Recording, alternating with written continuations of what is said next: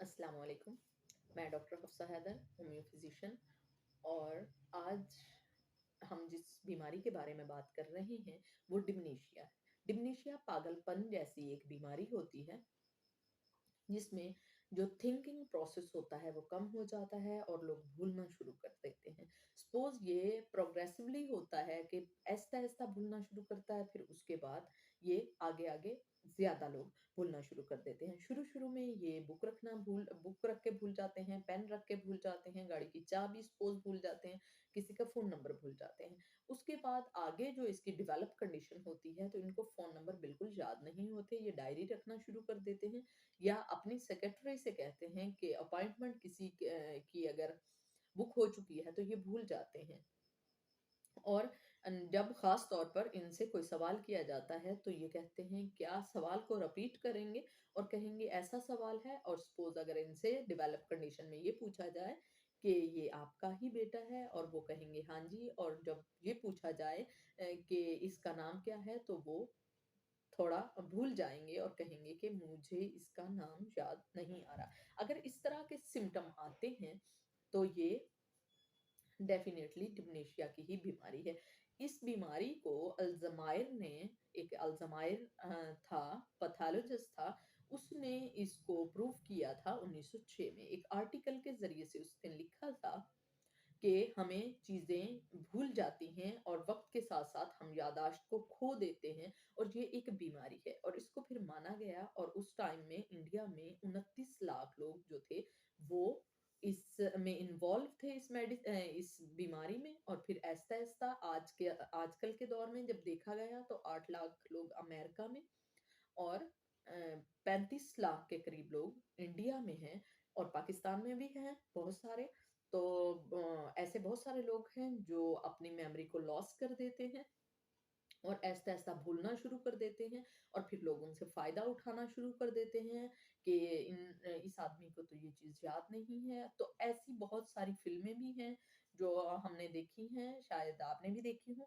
तो उसमें वो नोट लिख कर रखना शुरू कर देता है पेशेंट, उसको पता नहीं होता कि ये जो चीज़ है मैं भूल जाऊँगा और दोबारा से मेमोराइज़ करना थोड़ा-सा मुश्किल होगा।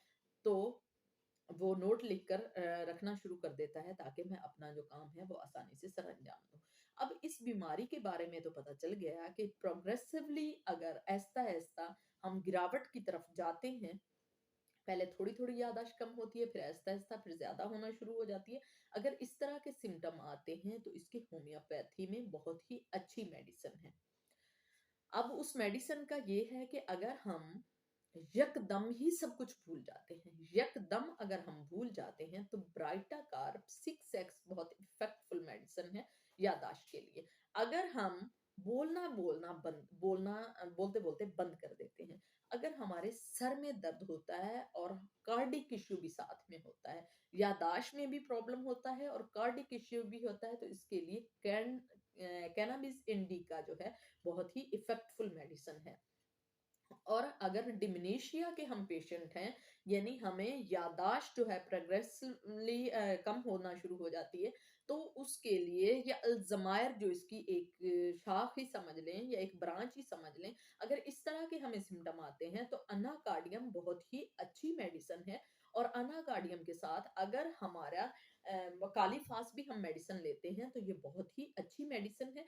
एक्चुअली जो डिमेंशिया है वो दिमाग के खुश्क होने का नाम है। दिमाग को वो डिहाइड्रेशन अगर उसमें हो रही है हमारे ब्रेन के अंदर, और जो ब्लड वेसल्स हैं उन तक ब्लड जो ऑक्साइड ब्लड है वो नहीं पहुंच रहा, तो यकीनन हमारा जो दिमाग है वो ड्राई होने की तरफ जा रहा है, और जब ड्राई होता है तो हम चीजें भूलना शुरू कर देते हैं। तो इसके लिए कालीफास जो एक साल्ट है वो बहुत ही इफेक्टफुल मेडिसिन है और अनाकार्डियम के साथ बहुत ही अच्छा काम करता है।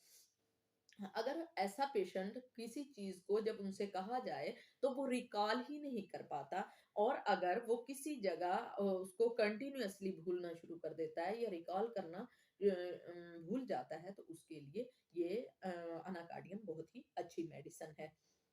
ख़ास तौर पर उसका जो थिंकिंग प्रोसेस अगर कम होना शुरू हो जाता है या गब्बी दिमाग होता है या कुंद दिमाग होता है तो उसके लिए भी ये बहुत ही अच्छी मेडिसिन है। अब इस मेडिसिन के साथ अगर हम लीफी वेज ले लेते हैं, ख़ास तौर पर फिश लेते हैं और बेरीज़ लेते हैं, जो ब्लूबेरीज़ हो गए, रास्पबेरीज़ हो गए, इस तरह के अगर हम बेरीज़ ले लेते हैं और साथ में लीफी वेज लेते हैं और फिश खाते हैं, तो ये जो 2 मेडिसिन हैं, जो डिमेंशिया में बहुत इफ़ेक्टफुल मेडिसिन है, जिसका नाम कालीफास है और साथ में अनाकार्डियम है। ये बहुत ही अच्छी मेडिसिन है और अगर किसी को कब्ज़ की भी साथ में शिकायत है, तो वो भी ठीक हो जाती है।